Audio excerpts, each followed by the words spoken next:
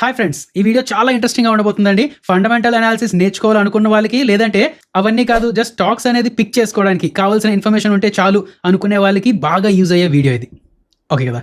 Return on equity ఆర్ఓఈకి, net profit margin ఎన్పిఎంకి ఉన్న డిఫరెన్స్ ఏంటి, ఏది మంచిది, ఏది ఎక్కువ ఉంటే మంచిది ఏంటి అనేది పూర్తిగా మాట్లాడుకుందామండి. సరే, వెంటనే టాపిక్లోకి వెళ్ళిపోదాం. ఒక రెండు కంపెనీస్ ఉన్నాయి, company A and company B. రెండింటికి సేమ్ మార్కెట్ క్యాప్, రెండింటికి సేమ్ నెంబర్ ఆఫ్ షేర్స్ ఇవన్నీ ఉన్నాయి. కంపెనీ ఏ తాలూకా ప్రాఫిట్ 1000 crores వచ్చింది, కంపెనీ బి తాలూకా ప్రాఫిట్ 200 crores వచ్చింది. సో ఒక ఇన్వెస్టర్గా మీ దగ్గర డబ్బులు ఉన్నాయనుకోండి, ఇన్వెస్ట్ చేయడానికి డబ్బులు ఉన్నాయనుకోండి, ఈ రెండిట్లో మీరు ఏది చూస్ చేసుకుంటారు? ఆబ్వియస్లీ కంపెనీ ఏ అంటారు, ఎందుకంటే కంపెనీ బి కన్నా ఒక 5 times ఎక్కువ ప్రాఫిట్ ఉన్నది కాబట్టి కంపెనీ ఏ అంటారు, అదే కదా. నౌ ఇప్పుడు ఈ కంపెనీ ఏ తాలూకా net profit 1000 crores and ROE 10%. But company B తాలూకా net profit 200 crores but ROE 25% అండి. ఇప్పుడు చెప్పండి, ఈ రెండిట్లో ఏ కంపెనీ మంచిదంటారు? మీ డెసిషన్ ఏమైనా మార్చుకునే టైం వచ్చిందంటారా? కంపెనీ బి ఇప్పుడు అట్రాక్టివ్గా ఏమైనా కనిపిస్తుందా, లేక ఇప్పటికీ కంపెనీ ఏ కనిపిస్తుందా? సి ఫ్రెండ్స్, ఈరోజు మన డిస్కషన్ మెయిన్గా ఇదే అండి. హై నెట్ ప్రాఫిట్ నెంబర్స్ని నమ్మాలా, లేక కంపెనీ ఎఫిషియన్సీని చెప్పే హై ఆర్ఓఈని నమ్మాలా? అసలు నెట్ ప్రాఫిట్కి ఆర్ఓఈకి ఉన్న డిఫరెన్స్ ఏంటి? జనరల్గా మీడియాలో నెట్ ప్రాఫిట్కి ఉన్నంత ఇంపార్టెన్స్ ఆర్ఓఈకి ఎందుకు లేదు? ఇలాంటి మొత్తం మాట్లాడుకుందామండి. ఓకే కదా. వీడియో మంచి ఇంట్రెస్టింగ్గా ఇన్ఫర్మేటివ్గా ఉండబోతుంది. వీడియో లాస్ట్ వరకు చూడండి. వెల్కమ్ టు రూపాయి తెలుగు. మీరు ఇంకా మన ఛానల్ని సబ్స్క్రైబ్ చేయనట్లుంటే ప్లీజ్ సబ్స్క్రైబ్ చేసుకోండి, నోటిఫికేషన్స్ ఆన్లో పెట్టుకోండి, ఆ లైక్ అని షేర్ అని కామెంట్ అని చేస్తూ ఉండండి. వీడియోలోకి వెళ్ళకముందు ఇంకొక విషయం అండి, ఇది ఒక ఎక్స్పెరిమెంటల్ వీడియో టైప్ అనుకోండి. ఎందుకంటే ఇప్పుడు నా దగ్గర ఉన్న నాలెడ్జ్ని మీతో షేర్ చేసుకుందామని చెప్పి యాజ్ ఇట్ ఈజ్ అలా కూర్చుని పోయి ఒక స్క్రిప్ట్ అనుకొని ముందే చెప్పడం అలా కాకుండా ప్రాక్టికల్గా నా మైండ్లో నా మనసులో ఏముందో మీకు అదే చెప్పాలి అనే ఉద్దేశంతో చేస్తున్న వీడియో అనమాట. అండ్ ఇంకొకటి, ఈ వీడియో చేయడం వెనక నాకు 2 స్వార్థాలు ఉన్నాయండి. ఒకటి, మనం డైలీ మార్కెట్ అనాలిసిస్ వీడియోస్ చేసుకుంటున్నాం కదా, అందులో న్యూస్ని యాజ్ ఇట్ ఈజ్ అలాగా చెప్పి ఈ న్యూస్ ఇదండి ఇదండి ఇదని చెప్పడం నాకు ఇష్టం లేదనమాట. సో కొంచెం ఇన్డెప్త్గా కంపెనీ మీద అనాలిసిస్ చేసుకోవడం అని, ఫండమెంటల్స్గా ఏం మారుతున్నాయి, ఫండమెంటల్స్గా ఏం ఎక్స్పెక్ట్ చేయాలి ఫ్యూచర్లో, పెద్ద పెద్ద అనలిస్టులు ఎలాంటి అనాలిసిస్ చేస్తుంటారు, ఇలాంటివన్నీ చెప్పాలనేది నా ఉద్దేశం అనమాట. ఇంట్రెస్టింగ్గా ఉంటుంది, నాకు చెప్పడానికి ఇంట్రెస్టింగ్గా ఉంటుంది, మీకు వినడానికి ఆర్ఎల్స్ దాన్ని యూజ్ చేసుకోవడానికి కూడా బాగుంటుంది అనమాట. అదంతా చెప్పాలి అంటే ఆ బేస్ అనేది మీకు అర్థమైపోవాలి కదా. సో నా డైలీ అనాలిసిస్ వీడియో ఆ పరంగా మారుద్దాం అనేది నా స్వార్థం అండి. అందుకనే ముందు బేస్ ఇద్దామని చెప్పి ఇలా వీడియోస్ చేసుకుంటూ వస్తాను. అండ్ రెండో స్వార్థం, సరే ఈడేదో మంచి ఇన్ఫర్మేషన్ ఇస్తున్నాడు కదా, వీడికి నేను సపోర్ట్ చేద్దామని చెప్పి మా ద్వారా మీరు మా ఫయాస్ అకౌంట్ ఓపెన్ చేసుకుంటారేమో అని ఒక స్వార్థం. అదేందా, మన ప్రతి వీడియో కింద డిస్క్రిప్షన్ బాక్స్లో మా రిఫరల్ లింక్ ఉంటుందండి. ఇక్కడ ఫయాస్ తాలూకా రిఫరల్ లింక్ ఉంటుంది. ఈ లింక్ ద్వారా మీరు అకౌంట్ ఓపెన్ చేసుకుంటే మీరు ఒక మంచి స్టాక్ బ్రోకర్ ద్వారా అకౌంట్ ఓపెన్ చేసుకున్న వాళ్ళు అవుతారు, మాకు మీరు సపోర్ట్ చేసిన వాళ్ళు కూడా అవుతారు. మీరు మా ద్వారా అకౌంట్ ఓపెన్ చేసుకోరు కాబట్టి నేను ఎలాగో వీడియోస్లో ఈ ఫయాస్ తాలూకా అప్డేట్స్ ఏమైనా వచ్చినా, లేదంటే ఫయాస్ని ఎలా యూస్ చేసుకోవాలి ఇవన్నీ చెప్తూ ఉంటానండి. ఓకే కదా. రైట్, ముందు నెట్ ప్రాఫిట్ మార్జిన్ ఏంటి అనేది చూద్దాం. ఒక కంపెనీ తాలూకా ఇన్కమ్ స్టేట్మెంట్లో స్టార్టింగ్లో రెవెన్యూస్ ఉంటాయండి. సింపుల్గా తెలిసేద్దాం. స్టార్టింగ్లో రెవెన్యూస్ ఉంటాయి, దాని తర్వాత కాస్ట్ ఆఫ్ గూడ్స్ సోల్డ్ ఉంటుంది, దాని తర్వాత వచ్చేది గ్రాస్ ప్రాఫిట్ మార్జిన్, దాని తర్వాత శాలరీ ఎక్స్పెన్సెస్ అని ఇలాంటివన్నీ ఉంటాయి కదా, SG&A అంటారు అనమాట. అదంతా పోగా వచ్చేది ఎబిట్టా, దాని తర్వాత డిప్రిషియేషన్ అని, అమర్టైజేషన్ అని ఇలాంటివన్నీ తీసేగా వచ్చేది ఎబిట్. ఇది ఆపరేటింగ్ ప్రాఫిట్. నౌ ఈ ఎబిట్ నుంచి ఇంట్రెస్ట్ అని, ట్యాక్స్ అని, ఈ ఎక్స్పెన్సెస్ అన్ని తీసేగా వచ్చేదే ఎర్నింగ్స్ ఆఫ్టర్ ట్యాక్స్, అదే ప్రాఫిట్ ఆఫ్టర్ ట్యాక్స్. దీన్నే నెట్ ప్రాఫిట్ అంటామండి దాన్ని. నౌ నెట్ ప్రాఫిట్ మార్జిన్ అంటే ఈ నెట్ ప్రాఫిట్ ఎంత వచ్చింది డివైడెడ్ బై టోటల్ రెవెన్యూ ఎంత అనేది నెట్ ప్రాఫిట్ మార్జిన్. ఓకే కదా. Now ROE, return on equity, అంటే ఆ నెట్ ప్రాఫిట్ ఏదైతే వచ్చిందో దాన్ని డివైడెడ్ బై ఈక్విటీ, అది ఎంత అనేది ROE. నౌ ఇది మీకు ఇంకా బాగా అర్థం కావడానికి ఒకసారి మన స్క్రీనర్ వెబ్సైట్లో చూద్దాం. ఇది మన ఇన్కమ్ స్టేట్మెంట్ కదా, ఇది టోటల్ నెంబర్ ఆఫ్ సేల్స్, అంటే రెవెన్యూ ఇంత అయింది, 5096 crores అయింది, నెట్ ప్రాఫిట్ 659 crores వచ్చింది.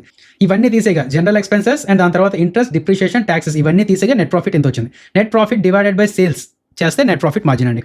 నౌ ఈ net profit divided by equity అన్నాం కదా, ఆ ఈక్విటీ ఎక్కడ తెలుస్తుంది మనకి? బ్యాలెన్స్ షీట్లో తెలుస్తుంది. ఈక్విటీ అంటే ఈక్విటీ క్యాపిటల్, స్టార్టింగ్లో IPO ద్వారా జనాలు డబ్బులు పెట్టిన అమౌంట్, దాని తర్వాత రిజర్వ్స్, మనకు వచ్చే నెట్ ప్రాఫిట్ అంతా రిజర్వ్స్లో యాడ్ చేస్తుంటారు. అంటే నెట్ ప్రాఫిట్ నుంచి కొంత డివిడెండ్స్ ఇస్తూ ఉంటారు కదా, ఆ డివిడెండ్స్ ఇచ్చేగా మిగిలింది ఏదైతే ఉన్నదో అది రిజర్వ్స్ అంటారు.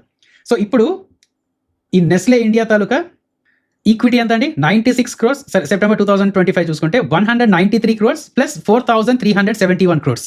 అదేనా ఇంత ఈక్విటీ. సో ఈ నెట్ ప్రాఫిట్ డివైడెడ్ బై ఆ ఈక్విటీ వేస్తే ROE వస్తుందండి. ROE, return on equity. So అర్థమైంది కదా, బేస్ అనేది ఏర్పడిపోయింది కదా. నౌ జనరల్గా చెప్పాలి అంటే నెట్ ప్రాఫిట్ ఎక్కువ ఉంటే ROE ఎక్కువ ఉండాలి, నెట్ ప్రాఫిట్ తక్కువ ఉంటే ROE తక్కువ ఉండాలని అనుకుంటారు, ఎవరైనా అదే అనుకుంటారు. అది కరెక్ట్ కాదు అనేది ఒక 2 ఎగ్జాంపుల్స్లో చెప్తానండి. ముందు ఒక ఎగ్జాంపుల్ చెప్పుకొని దాని తాలూకా ప్రాక్టికల్ యూసేజ్ అనేది స్క్రీనర్ వెబ్సైట్లో స్టాక్స్ రూపంలో చూపిస్తాను. ఓకే కదా. సో ఫస్ట్ ఎగ్జాంపుల్, ఒక ఇద్దరు ఫ్రెండ్స్ తీసుకుందామండి, రమేష్, సురేష్. నౌ రమేష్ అనే అతను ల్యాప్టాప్స్ బిజినెస్ చేద్దామనే ప్లాన్లో ఉన్నాడు. ల్యాప్టాప్స్ అనేది మీకు తెలుసు కదా, స్లో మూవింగ్ అనమాట. నౌ ఈ రమేష్ అనే అతను ఒక ప్రీమియం ల్యాప్టాప్ షోరూమ్ స్టార్ట్ చేశాడు. అతను బిజినెస్లో 20 lakhs పెట్టుబడి పెట్టాడు అనమాట. దీన్నే ఈక్విటీ అంటారు. అతను అమ్మే ప్రతి 1,00,000 ల్యాప్టాప్ మీద అన్ని ఖర్చులు పోగా అతనికి 20,000 రూపాయలు మిగులుతుందండి. అదేందా? సో ఖర్చులన్నీ పోగా 20,000 రూపాయలు మిగులుతుంది. 1,00,000 రూపాయలు అమ్ముతాడు. సో నెట్ ప్రాఫిట్ మార్జిన్ ఎంత అవుతుంది? 20% అండి. ఎందుకు? Net profit 20,000, revenue 1 lakh. So 20% net profit margin. ఇది చాలా ఎక్కువ కదా. కానీ ఆ ల్యాప్టాప్స్ అనేవి రోజుకి 100,000 అమ్ముడుపోవు కదా. అతను చాలా కష్టపడితే నెలకు ఒక 10 ల్యాప్టాప్స్ అలా అమ్ముడుపోతాయండి. సో టోటల్ సేల్స్ ఎంత అవుతుంది? 10 lakh రూపీస్ అవుతుంది. ఎందుకంటే 10 ల్యాప్టాప్స్ ఇంటూ 1 lakh. అతని నెట్ ప్రాఫిట్ ఎంత అవుతుంది? 2 lakh రూపీస్. ఎందుకంటే 10 lakhs ఇంటూ 20,000. నౌ పెట్టిన పెట్టుబడి ఎంత అండి? ఈక్విటీ ఎంత? 20 lakh రూపీస్ కదా. సో ROE ఎంత అవుతుంది? 2 lakh rupees divided by 20 lakh rupees. So 10% ROE. అదేదా? నెట్ ప్రాఫిట్ మార్జిన్ 20% ఉంది, బట్ ROE 10% మాత్రమే. నౌ ఇంకొక ఫ్రెండ్ సురేష్, ఇతను ఏం చేశాడు? ఫాస్ట్గా అమ్ముడుపోయే చాక్లెట్స్ తయారు చేస్తున్నాడండి. చాక్లెట్స్ తయారు చేసుకొని అమ్ముతున్నాడు. నౌ ఇతను ఏంటంటే అతని బిజినెస్లో కేవలం 2 లక్షల పెట్టుబడి, 2 లక్షల రూపాయలు పెట్టుబడి పెట్టి ప్రతి చాక్లెట్ని 100 రూపాయలు చొప్పున అమ్ముతున్నాడు అతను. అండ్ ప్రతి చాక్లెట్ మీద 5 రూపాయలు ప్రాఫిట్ వస్తుందండి. అన్ని ఖర్చులు పోగా 5 రూపాయలు ప్రాఫిట్ వస్తుంది. అంటే అతని నెట్ ప్రాఫిట్ మార్జిన్ ఎంత అవుతుంది? 5% మాత్రమే. చాలా తక్కువ, అంతే కదా. అయితే అతని షాప్స్లో సేల్స్ ఆగమన్నాడు. ప్రతి ఒక్కరు వస్తారు, 100 రూపాయలు ఇస్తారు, చాక్లెట్ కొనుక్కుంటారు, వెళ్ళిపోతారు. మళ్ళీ ఒక గంట తర్వాత వచ్చి మళ్ళీ చాక్లెట్ కొనుక్కుంటారు. ఇలాగా చాలా సేల్స్ అవుతూ ఉంటాయి అనమాట. సో ఈ 2 లక్షల రూపాయలకి ఎన్నైతే చాక్లెట్స్ తీసుకొస్తాడో అది ఒక వారం రోజులు అలా కంప్లీట్ అయిపోతాయి. మళ్ళీ వచ్చే వారానికి ఇవి ఇతనికి వచ్చిన ప్రాఫిట్ కూడా తీసుకొని ఎక్కువ చాక్లెట్లు తెస్తాడు. మళ్ళీ అమ్ముడుపోతాయి. మళ్ళీ ఆ డబ్బులతో ఇంకో చాక్లెట్స్ తెస్తాడు. మళ్ళీ అమ్ముడుపోతాయి. ఇలాగా సో అలా చూసుకుంటే టోటల్ సేల్స్ ఒక 10 lakh రూపీస్ అయిందండి. అందులో నెట్ ప్రాఫిట్ ఎంత? 5% కదా. సో 50,000 రూపీస్, అంతేనా. ఇతను పెట్టిన పెట్టుబడి ఎంత అండి? 2 lakh రూపీస్ మాత్రమే. ROE ఎంత? నెట్ ప్రాఫిట్ ఎంత అండి? 50,000 rupees divided by total equity ఎంత? 2 lakh రూపీస్. సో ROE ఎంత? 25%. అదేనా లేదా? నెట్ ప్రాఫిట్ మార్జిన్ 5% మాత్రమే, బట్ ROE 25% అండి. సో దీన్ని బట్టి మీకు ఏం అర్థం అవ్వాలండి? ఇప్పుడు సే ఫర్ సపోజ్ ఒక బట్టలు కొట్టు ఉన్నది. అతను 10 లక్షలు ఖర్చు పెట్టుకొని శారీస్ మొత్తం తెచ్చుకొని షాప్లో డెకరేట్ చేసి పెట్టుకున్నాడు. సంవత్సరం మొత్తంలోని ఆ 10 లక్షల రూపాయల శారీస్ అమ్ముడుపోయాయి అనుకోండి, అతనికి నెట్ ప్రాఫిట్ ఏదైతే ఉన్నదో అంతే ROE కూడా వస్తుంది. బట్ సే ఫర్ సపోజ్ ఒక 10 లక్షల రూపాయలు పెట్టుబడి పెట్టి శారీస్ తేగానే ఒక నెలలో మొత్తం కంప్లీట్ అయిపోయి, మళ్ళీ ఆ డబ్బులు వచ్చిన దాన్ని శారీస్ కొనుక్కొని మళ్ళీ డెకరేట్ చేశాడు, మళ్ళీ ఇంకొక నెలలో అయిపోయి, అలా ప్రతి నెల కంప్లీట్ అవుతున్న కొద్దీ అదే పెట్టుబడి మళ్ళీ పెట్టి వేరేగా మళ్ళీ శారీస్ తీసుకొచ్చి మళ్ళీ అమ్ముడుపోయి ఇలా ఇన్వెంటరీ టర్న్ ఓవర్ చాలా ఫాస్ట్గా అయిపోతుంది అనుకోండి. నెట్ ప్రాఫిట్ మార్జిన్ అదే ప్రాఫిట్ మార్జిన్ ఉన్నా సరే ROE బాగా పెరుగుతుంది. అదేందా? సో టర్న్ ఓవర్ ఏదైతే ఉన్నదో ఆ టర్న్ ఓవర్ మీద కూడా ROE అనేది డిపెండ్ అవుతుందండి. ఇందాక చూసిన ఇదే ఎగ్జాంపుల్ నెస్లే ఇండియాలో చూస్తే చూడండి, నెట్ ప్రాఫిట్ మార్జిన్ ఎంత? 15.3%. FMCG బిజినెస్కి కొంచెం తక్కువ ఉంటుంది నెట్ ప్రాఫిట్ మార్జిన్, బట్ ROEలా చూస్తే 83% అండి. అదేందా? నెస్లే లాంటి కంపెనీకి ఎందుకు అంత పేరు ఉంటుందో ఒకసారి మీరు కిందగా అబ్జర్వ్ చేస్తే వీళ్ళ తాలూకా ఇన్వెంటరీ ఎలా మేనేజ్ చేస్తున్నారనేది చూద్దాం. చూడండి, ఇన్వెంటరీ డేస్ జస్ట్ 83 days మాత్రమే. ఇక్కడ కొంచెం పెరిగిందండి, ఇది పక్కన పెడితే చాలా తక్కువ. Inventory days just 83. ఒకసారి మన స్క్రీనర్లోకి వెళ్ళి కూడా అది చూద్దాం. చూడండి, profit margin, net profit margin last year ఇదేంటి మనం తక్కువ అనుకున్నాం కదా, 10% కన్నా తక్కువ ఉన్నవి. And ROE, return on equity, sorry ఇది తక్కువ అనుకున్నాం కదా, ఇది తక్కువ. ROE ఒక 20% కన్నా ఎక్కువ ఉన్న స్టాక్స్ ఏమైనా ఉన్నాయేమో ఒకసారి రన్ చేస్తే ఇందులో సేల్స్ ఎక్కువ ఉన్న చూద్దామండి. లైఫ్ ఇన్సూరెన్స్, సరే ఇది పక్కన పెట్టండి. టాటా ప్యాసింజర్ వెహికల్స్ ఇది కాదు, హుండా మోటార్, టైటాన్. చూడండి ట్రెండ్ తాలూకా నెట్ ప్రాఫిట్ మార్జిన్ ఎంత? జస్ట్ 8.38% మాత్రమే. మల్టీ బ్యాగర్ రిటర్న్ ఇచ్చిన ఒక స్టాక్ తాలూకా నెట్ ప్రాఫిట్ మార్జిన్ జస్ట్ 8.38% మాత్రమే అండి. బట్ దాని తాలూకా ROE 30%. ఇప్పుడు ఈక్విటీ బేస్ పెరిగిపోవడం వల్ల కొంచెం తక్కువైంది, కానీ దానికి ముందు ఇంకా ROE చాలా ఎక్కువ ఉండేది. చూడండి, రిజర్వ్స్ అంతలా పెరిగిపోతూ ఉండడం వల్ల, అంటే డినామినేటర్, ఆ ఫార్ములాలో డినామినేటర్ ఏదైతే ఉన్నదో అది పెరిగిపోతూ ఉండడం వల్ల అదే నెట్ ప్రాఫిట్ తీసుకొస్తుంది కాబట్టి కొంచెం తగ్గుతుంది అన్నమాట. ROE అనేది తగ్గుతుంది. రీసెంట్గా చూడండి అదే నెట్ ప్రాఫిట్ ఉన్నది, సో ROE కొంచెం తగ్గుతుంది. బట్ దానికన్నా ముందు చాలా ఎక్కువ ఉండేదండి. అర్థమైందా? ROE అనేది ఎందుకు ఇంపార్టెంట్ అనేది అర్థమైందా? అండ్ ఆ ROE, రిటర్న్ ఆన్ ఈక్విటీయే ఈక్విటీ ఇన్వెస్టర్స్కి వచ్చే రిటర్న్స్. ఇది మీరు విజువల్గా మీకు అర్థమైపోతే స్టాక్ మార్కెట్ సగం వరకు మీకు అర్థమైపోయినట్టు అండి. అర్థం కదండి, ఇంతవరకు అర్థమైంది కదండి. నా చిన్న క్లాస్ రూమ్ లెక్చర్ అండి, డ్యూ పాయింట్ అనాలిసిస్. ROE అంటే ఏంటి? ROE అనేది ఈ ఫార్ములా బట్టి చూస్తారండి, డ్యూ పాయింట్ అనాలిసిస్ అంటారు. ఇందులో సింపుల్గా మీరు జస్ట్ అర్థం చేసుకోండి. ROE అంటే ఇన్ జనరల్ ఏంటి? నెట్ ఇన్కమ్ అంటే profit divided by total equity, average total equity, అంతే కదా. బట్ ఈ ఫార్ములా అంతా ఎందుకంటే చూడండి, మ్యాథమెటికల్గా చూసుకుంటే ఈ రెవెన్యూ క్యాన్సిల్ అవుతుంది లేదా? న్యూమరేటర్ డినామినేటర్ సేమ్ కాబట్టి క్యాన్సిల్ అవుతుంది. టోటల్ అసెట్స్, ఇక్కడ టోటల్ అసెట్స్ క్యాన్సిల్ అయ్యాయి, న్యూమరేటర్ డినామినేటర్ సేమ్ కాబట్టి. సో అల్టిమేట్గా మనకు వచ్చిన ఫార్ములా అదే, net income divided by total equity, ROE కదా. బట్ ఆ ROEని సింపుల్గా నెట్ ఇన్కమ్ ఎంత వచ్చింది, యావరేజ్ టోటల్ ఈక్విటీ ఎంత వచ్చిందని చూడడం అనేసి ఇవన్నీ చూస్తాం అన్నమాట. ఈ మూడిట్లని వేరే వేరేగా చూడడం మీరు అలవాటు చేసేసుకుంటే ఆర్ఓఈ అనేది ఎందుకు పెరుగుతుంది, ఎందుకు పడుతుంది, ఏ ఫ్యాక్టర్ వల్ల ఎక్కువ పడుతుంది, ఏ ఫ్యాక్టర్ వల్ల తక్కువ పెరుగుతుంది, సో ఆ ఫ్యాక్టర్ ఇంప్రూవ్ చేయాలంటే ఫ్యూచర్లో ఏం జరగాలి, దానికి తగ్గట్టుగా కంపెనీ స్టెప్స్ తీసుకుంటుంది లేదా, ఇలాంటి మొత్తం తెలిసిపోతాయండి. పెద్ద పెద్ద ఇన్వెస్టర్స్ చేసే పనులు మనకి ఎందుకు మాస్టర్ అంటారా? చాలా ఈజీ అండి. ఈ వీడియోను మీరు ఒక 10 సార్లు రుద్ది చూస్తూ అండ్ చూసిన ప్రతిసారి మీరు నేర్చుకున్న పాయింట్ని గూగుల్లోకి వెళ్ళి లేదంటే ChatGPT ఇలాంటి వాటిలో వెళ్ళి వెతికి ఇంకొంచెం ఇన్ఫర్మేషన్ గ్యాదర్ చేసుకొని మళ్ళీ వీడియో చూస్తే మీకు బాగా క్లారిటీ వస్తుందండి.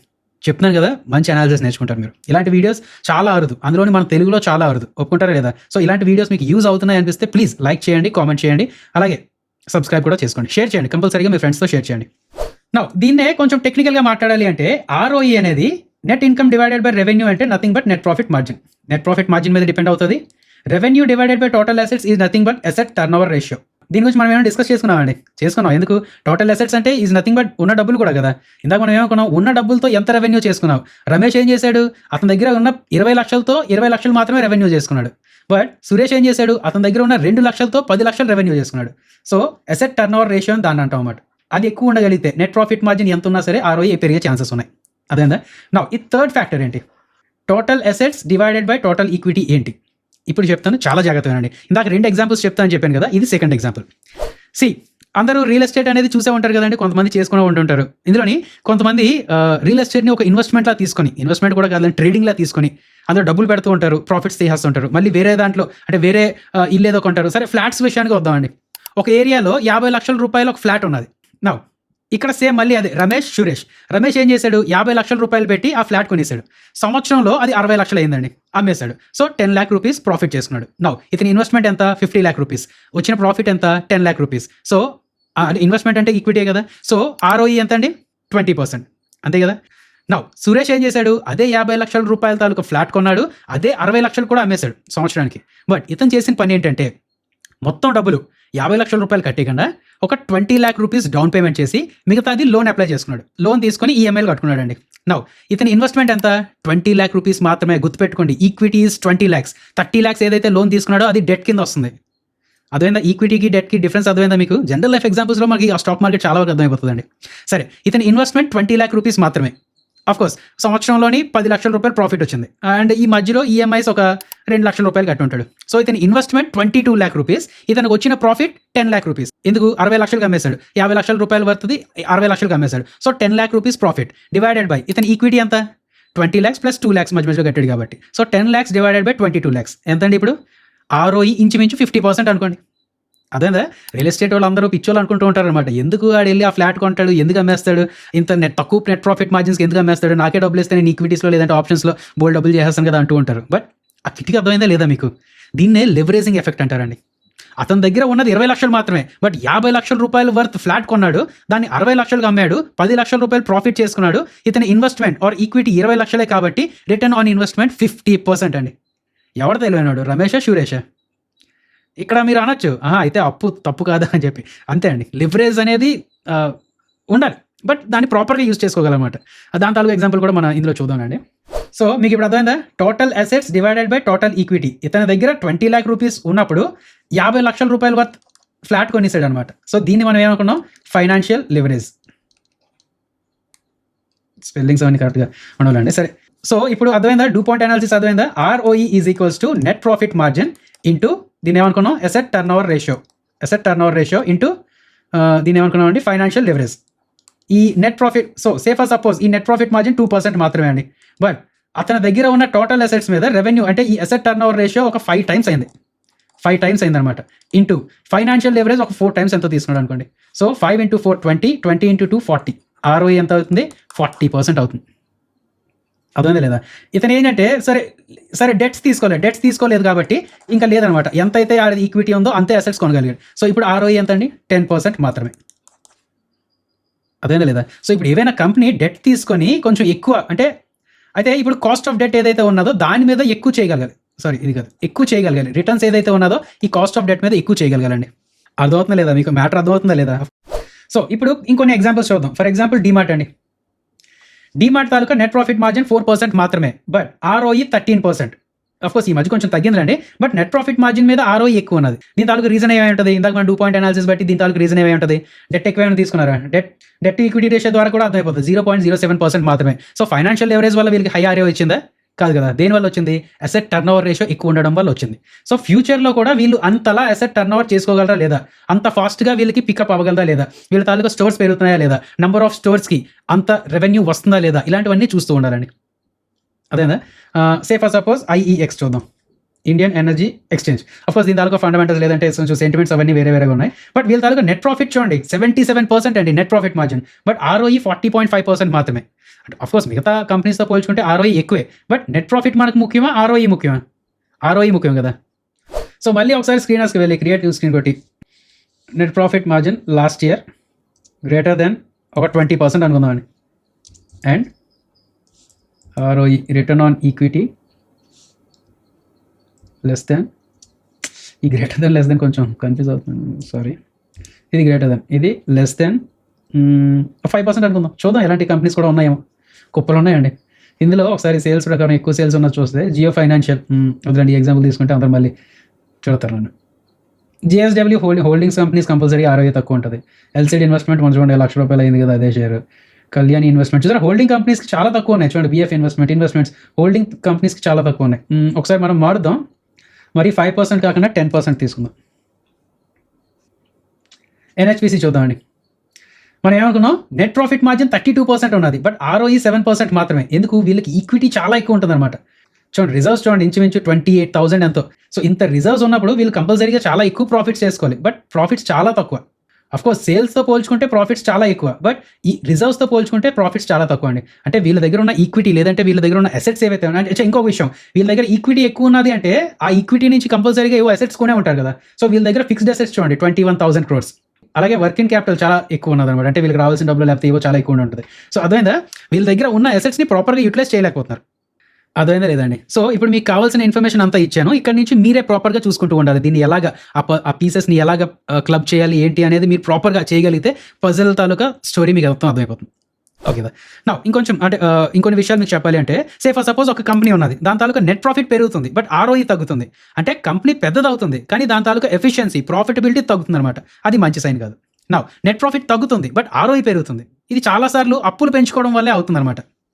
చూడండి ఇందాక ఎగ్జాంపులే చూస్తే ఇక్కడ నెట్ ప్రాఫిట్ తగ్గుతుంది. ఇక్కడ ముందు 10% ఉండే మార్జిన్ జస్ట్ 2% మాత్రమే వచ్చింది, బట్ ముందు ఇది ఒక 2 times మాత్రమే ఉండేది, ఇప్పుడు ఒక 10 times అయింది అనుకోండి, లేక 20 times, అంటే ఇంత అవ్వదులండి బట్ 20 times అయింది అనుకోండి. సో ఇక్కడ ROE జస్ట్ 20% మాత్రమే, బట్ ఇక్కడ 40% వచ్చిందండి. మీరు అనుకుంటారు ROE బాగా పెరుగుతుందని, బట్ దాని తాలూకా ఫైనాన్షియల్ లెవరేజ్ చాలా ఎక్కువ తీసుకోవడం వల్లే పెరుగుతుంది అనమాట. ఇది మంచిదా? ఫైనాన్షియల్ లెవరేజ్ మరీ ఎక్కువ మంచిది కాదు కదా. So very risky. నా ఇంకొక ఎగ్జాంపుల్, నెట్ ప్రాఫిట్ పెరుగుతుంది, ROE కూడా పెరుగుతుంది అండ్ స్టేబుల్గా పెరుగుతుంది. ఇది స్వీట్ స్పాట్ అండి. అంటే కంపెనీ పెద్దదవుతుంది and at the same time ఇంకా ఎఫిషియెంట్గా ఇంకా ప్రాఫిటబుల్గా మారుతుంది అనమాట. ఇది ఒక ఫండమెంటల్లీ స్ట్రాంగ్ కంపెనీకి ఉండాల్సిన లక్షణం. సో మనం చూడాల్సింది ఇలాంటి కంపెనీసే. సో ఫైనల్గా స్క్రీన్ వచ్చామండి. ఇప్పుడు మనం ఏం చేయాలి, net profit greater than net profit last year, అది greater than net profit preceding year. So ఒక 3 సంవత్సరాలు చూసామండి. And ROE return on equity ఏదైతే ఉన్నదో ఇది గ్రేటర్ దెన్ ఒక 15%. చెప్పాను కదా 12% అనేది normal figure, bar figure, but 15% ఉంటే మంచిది అనమాట, రిస్క్ కొంచెం ఎక్కువ ఉంటుంది కాబట్టి. నా ఇది ఒకసారి చూస్తే చూడండి ఈ కంపెనీస్ ఉన్నాయండి, బట్ ఇందులో మళ్ళీ మీరు డూ పాయింట్ అనాలిసిస్ అనేది వేసుకుంటూ ఉండాలన్నమాట. ROE ఎక్కువ ఉంది కరెక్టే, అది దేనివల్ల ఎక్కువ వచ్చింది అనేది చూస్తూ ఉండాలండి.